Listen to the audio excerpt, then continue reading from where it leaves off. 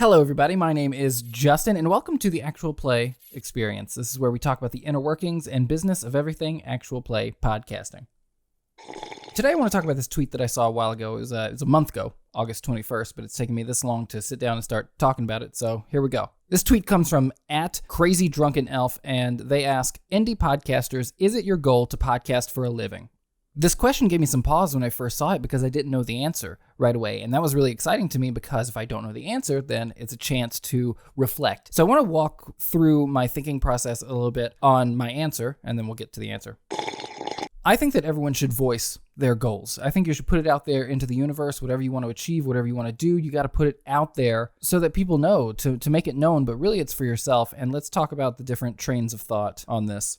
It's important to voice your goals and put them out there because then you're more accountable for that thing, that goal that you said that you were going to do. It puts that little bit of dread, of fire under your butt. If I tell somebody, yeah, this weekend I'm going to build a birdhouse, and then next week they ask me, hey, did you build that birdhouse? How did it go? And then I have to tell them if I didn't do it. Oh, you know what? I didn't really get around to it. And then they're like, oh, that's too bad. And then you feel like you let them down. Right? That's what voicing your goals is. As soon as you tell somebody, hey, I'm going to do this thing, you don't want to disappoint them. You don't want them to think any less of you. So it's going to motivate you to put some effort towards that goal. So now next week when you see them, you can say, oh yeah, I built the birdhouse. It was great. We put some bird feed in there and there were so many birds. You wouldn't believe it. And it's important to distinguish your goals between things that you're going to do and things that you want to do. Because there's a negative side to telling someone there's something that you want to do, especially when it comes to creative endeavors, because something happens in your brain, and I don't remember where I first read this. When you tell someone, hey, this weekend I want to start writing that short story that's been in my head forever. Then your friend says, oh, wow, that's great. I can't wait to read it. And your body releases the same endorphins that would be released if you had actually written that short story. So now your body has already gotten the reward of the endorphins of actually doing the thing, which can make you less motivated to actually do that thing. So while you want to voice your goals into the universe, you also have to be very careful about how you go about it. If you don't enact some sort of plan, then that thing that you want to do is never going to be something that you're going to do. And so maybe you start thinking to yourself, I don't want to tell anyone that I want to do this thing because I don't want to release those endorphins that'll make me less likely to do it in the future. Because it's also dangerous to say nothing. If you don't tell anyone that you want to do something or you're planning to do something or that you're going to do something, well, then there's no chance in your mind that you could disappoint anyone. Now, this doesn't mean that you have to tell the world that you're working on a project or that you're going to do something or you have this certain goal. There are goals that are personal goals that are just for you. But it really helps to have someone to help you be accountable for your goals and the things that you want to do in life or creatively. If you don't tell anyone, then there's no one to disappoint. And if you procrastinate, it's okay because the only person you're letting down is yourself. And before you know it, putting it off for a day turns into putting it off for a week. Putting it off for a week turns into a month, into a year, until you're left with just a bunch of empty yesterdays. Maybe tomorrow. My dear little librarian, pile up enough tomorrows and you'll find you've collected nothing but a lot of empty yesterdays. So let's talk about some of the answers that other people gave for this question, because I definitely went through and I read everyone's answers, and I worked out a little bit of statistics for us. Out of all the people that had responded at the time, 42% said that they were podcasting just for fun. 23% said they were having fun for now and would be open to money if the opportunity presented itself. 33% said yes, they would like to make a living from podcasting. And just 1%, 2 people said that they are currently making a living off of their podcasting. I was really surprised and happy that the yes column was 33% because I anticipated that people would be more reserved, because I think a lot of times, especially creative people, have a hard time admitting that, like, yes, I want to make money off of my creative endeavor. I know for me, being from a small town in South Carolina, that kind of thing sounds crazy. I think that if you're podcasting just for fun, that's fantastic. The 23% is where my hot take comes into this, and some of you are probably going to disagree with me. That's okay. This is just for me, for Justin. But I think you've got to either be in or you're out. To me, there is no middle ground. If you have a plan to monetize and you're actively working towards that, then obviously you're in the yes 33%. And if you don't have that plan right now and you're just playing for fun, then you're in the just for fun crowd, the 42%. I think when people say that they're just having fun for now when they're podcasting, I think their mindset is that they're going to indirectly build this audience that will one day want to give them money. It's just going to happen organically. I just don't think it's going to happen. And yes, it has happened to people in the past, but we're living in the world of 2020. The market is so saturated. There are so many actual play podcasts out there. I just don't think that someone's just going to stumble onto yours and you're going to organically grow this audience. I mean, Critical Role, none of those people thought that anyone would want to watch their show or that they never even dreamed that they would be able to monetize it. But Felicia Day did. Felicia Day knew that she had something special and she knew that it could be big, but she had to push it. She had to get them sponsors and make sure that they were on a schedule and make sure that she advertised the shit out of it. I was a huge fan. And so I was like, well, I want to watch this. Everybody needs to watch it. And I was like, just put all the resources behind this team. You know, I called Twitch personally and I was like, feature them on the front page. And like, I was like, we need to get them a backdrop. It took forever, but finally every week I would be like, where's their backdrop? Where's their backdrop? Where's the money for the backdrop? Find the backdrop. And finally they got backdrop. You have to want to do this no matter what. Even though the cast didn't think that anything was going to happen with it, they had someone on their side that was doing all this planning behind the scenes. All this plotting and scheming done by Felicia Day. Her book is great, by the way, and she talks about how she did some marketing for her violin concert in college. It's really cool. We'll talk more about that when we do a video about marketing for your podcast.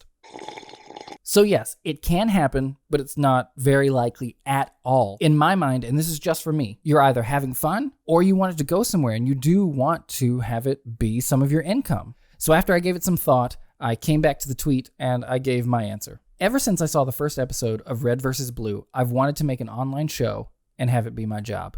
There are so many people who make money podcasting. It isn't insane to think that I could too. If your mindset isn't on that goal, it'll be harder to achieve for sure. When I saw that first episode of Red vs. Blue, I look at it as a watershed moment in my life. By that time, Rooster Teeth was already a company and they had a few full-time employees. Multiple seasons of Red vs. Blue were out along with some other shows. And it was just incredible to me, their story and how they were friends and they were making this online show and it was making them money. That was insane to me. And ever since then, that has been like one of my top number one goals is to make a show on the internet with friends and to have it be able to pay some bills.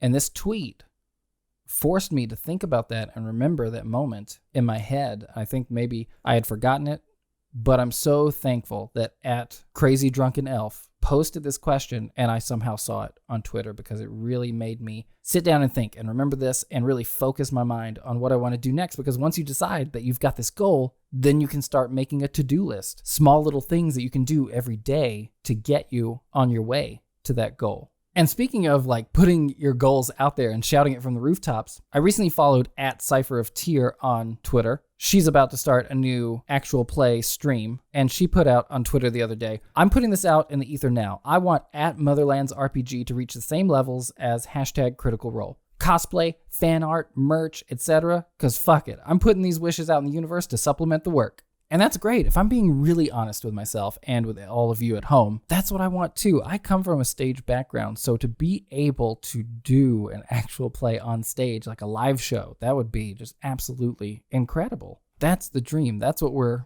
working towards, you know? I had so much fun thinking about this question and this tweet that I reached out to a couple of my podcasting colleagues to ask them what their answer to this question would be. And I got some interesting answers. This one is from Ann Richmond. She's from at Hearthsinger Games and from at Starfound. And she said, our goal is to be full-time content creators. We definitely are building the foundation at Starfound to have it be a thing where we see an income. How much is certainly hard to know, right? It's very hard to turn that into a full-time income for everyone. And that is very, very true. The larger your team is, the harder it is to get everyone a full-time income. So that's another thing to consider. And Anne goes on to talk about how the Glass Cannon podcast, they are very successful and only 2 of their 5 core members are full-time. right now. And they've been at it for 5 years, and they've been very successful with their merch, their live shows, their Patreon. Only 2 of 5 are full-time right now. Another response came from Don Bewley from @HexGridHeroes, and he said, "There was a time when the ambition was to make money, get sponsorships, Patreon.